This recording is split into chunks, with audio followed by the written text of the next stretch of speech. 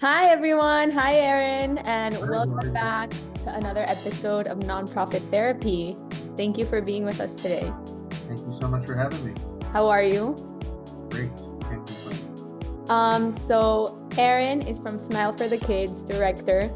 So just let's start off. Tell us a little bit about yourself and about Smiles for the Kids.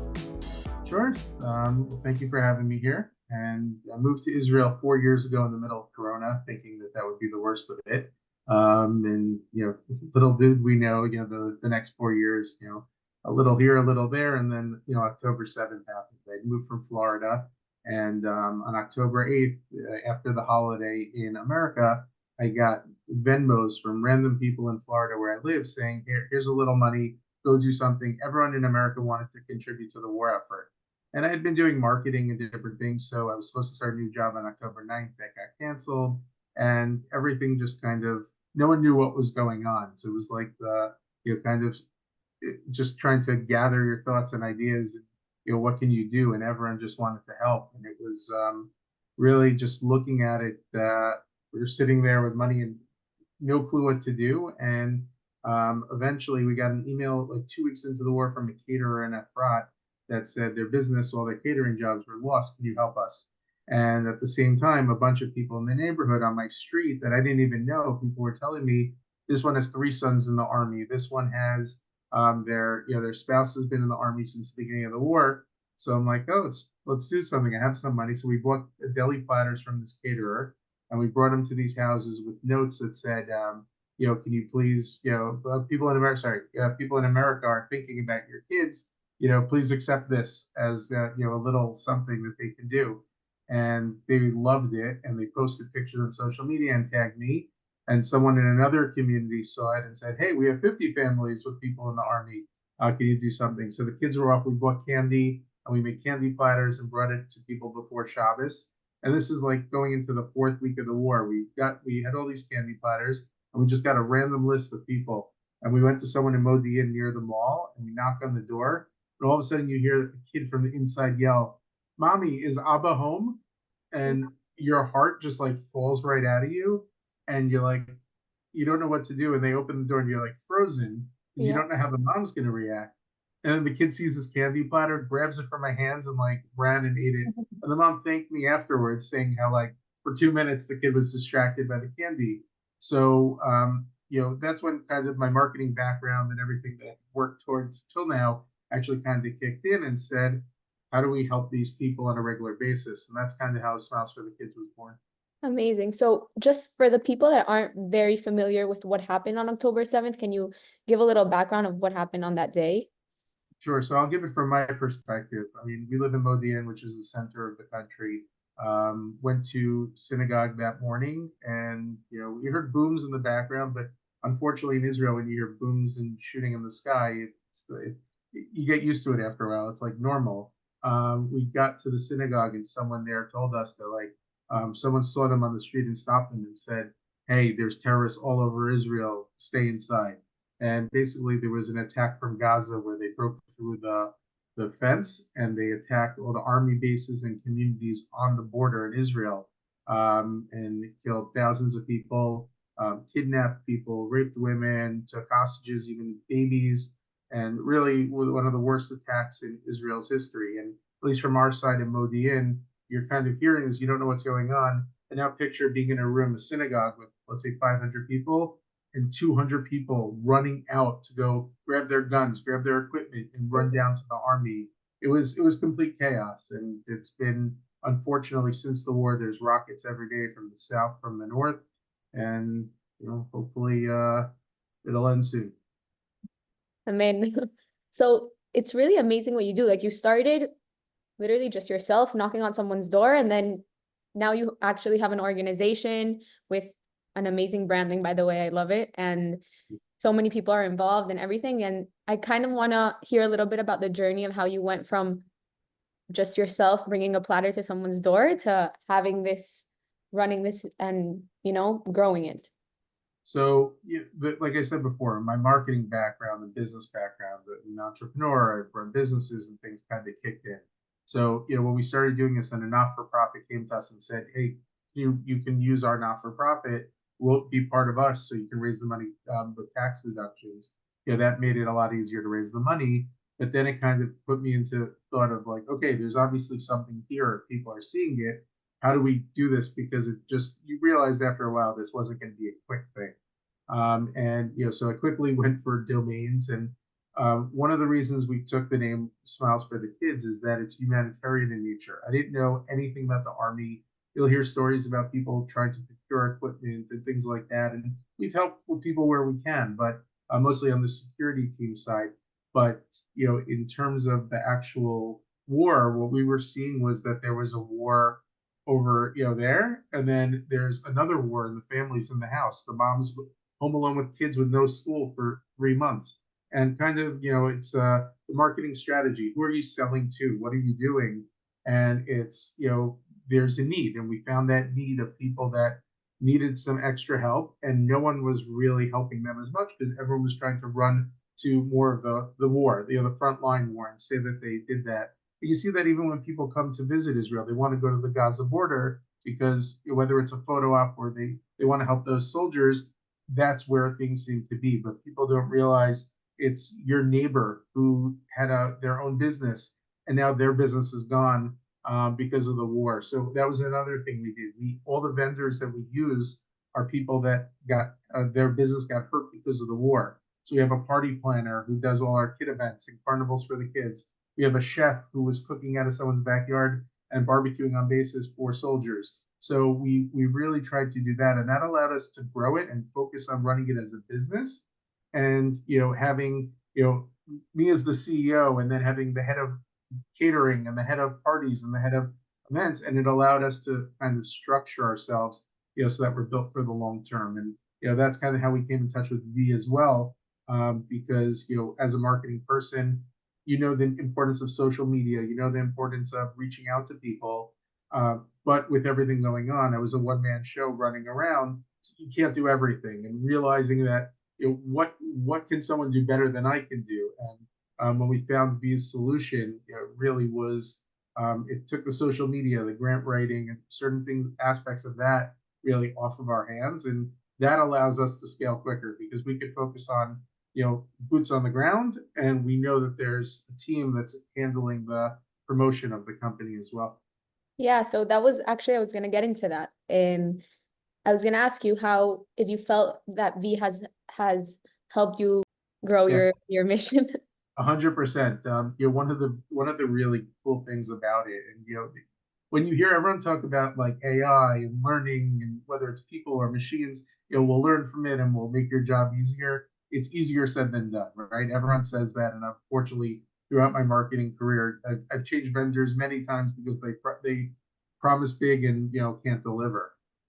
Really, I will say, at a V does social media posts multiple times per week. In the beginning, there was fine tuning just the brand and the messaging. I will say since week 3, let's say, I don't think I've even had to comment on a post. They're able to pull. They're learning to put. They're pulling the data from what I post other things on my personal or what events are going on, and they're able to take that and turn it into something. So it's really like it's one of those where I spend 5 minutes a week reviewing those posts, and I'm more active on the commenting side and that part of it and the interacting with people. But the fact that I don't have to sit there and create, or I can trust them that if I needed something that I could email it in for an emergency post or something like that, that's essential to us. Amazing. That's the whole point, right? So you don't have to waste your time doing these little posts, and you can focus on what really matters, your mission. And okay, so this podcast is called Nonprofit Therapy. It's obviously not easy to run a nonprofit, especially when it's a grassroots organization and you're running it from the floor down. So what's a piece of advice that you want to give the listeners, or maybe a challenge, like the biggest challenge that you faced in growing this nonprofit?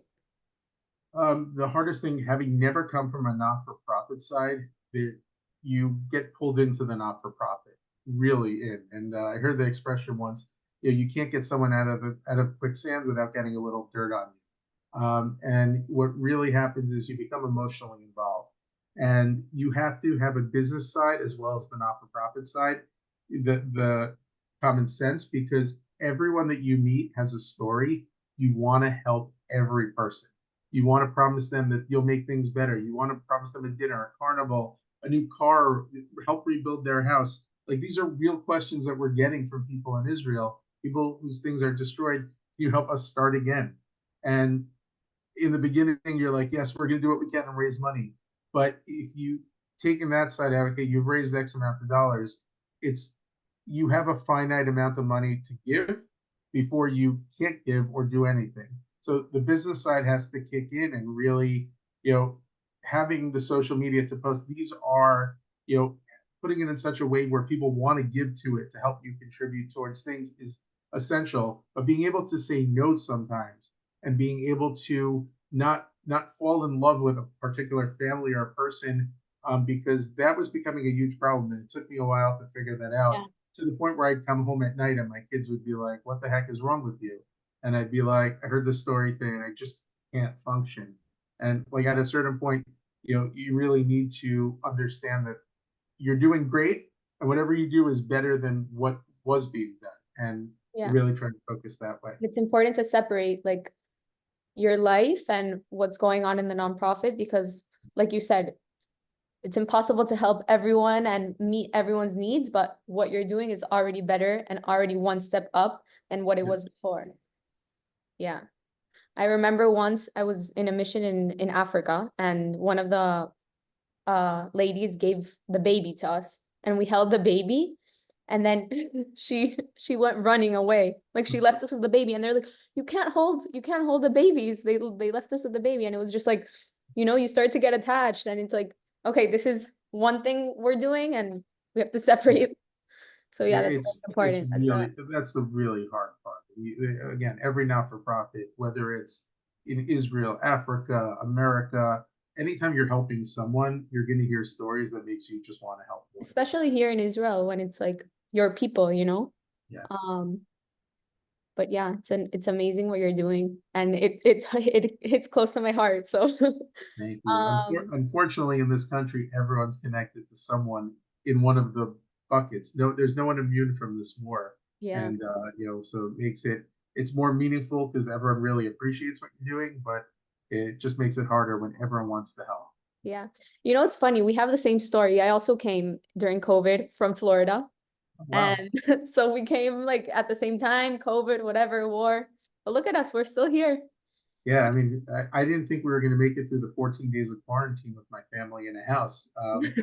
Random people dropping off food in our community because we just, moved here and, you had all the COVID restrictions. But we made it through that. We made it through a couple rounds of rockets, making it through a war. And not sure what else they could throw at us, but, And we're here so to stay. yeah, 100%. And the more I do things, and the more we talk about hearing people's stories, and you get more and more connected to the people in the country, and every generation's been through something, and it's you just there's a real strong bond from the Yeah, top to the bottom, and everyone here looks after each other, and that's why I think for me, this not for profit is just it's my way to become part of society, even though obviously we're raising money from overseas is where most of the money comes from, but you really feel like the people in the army or the families will be like, no, you're part of the army, you're just on the logistics team, you just don't have a uniform, and like that's really the feeling of the country. It's kind of amazing. 100%. And Israel is so small. Like I was looking at some of your videos on your website and I saw like girls that I knew in the videos of your barbecues. And so it's just like, yeah, it's nice Yeah, to it's funny. see. We did a barbecue last night on a face I can't talk about, but the guys that sponsored it were from Los Angeles. They came in to visit. Their kids were here for the summer, and I said, oh, do you know so and so? He lived in Florida with me, but he used to be in Los Angeles. Turns out he's one of their good friends. He's part of a group on WhatsApp that they all have, and he contributed to the barbecue also. Uh, So the Jewish people, not just Israel, the Jewish people, it's a very small world. Everyone knows everyone. Everyone's trying to help everyone, and you know anyone involved in not for profit, those are the people they're trying to find, the people that really, you know, they look at it as a mission, not just a donation, and it's something they want to partner with as opposed to just give to. And I think that's where the social media posts and the help from a company that understands the not for profit side, especially as a not for profit, not having not for profit experience, the experience and knowledge of a V or people like that help us get the messaging across in the right way, as opposed to just, I see so many posts that say, we need money, please give us money. And it doesn't have a story. There's no attachment. There's no brand. And, this has really helped us build the brand. Yeah.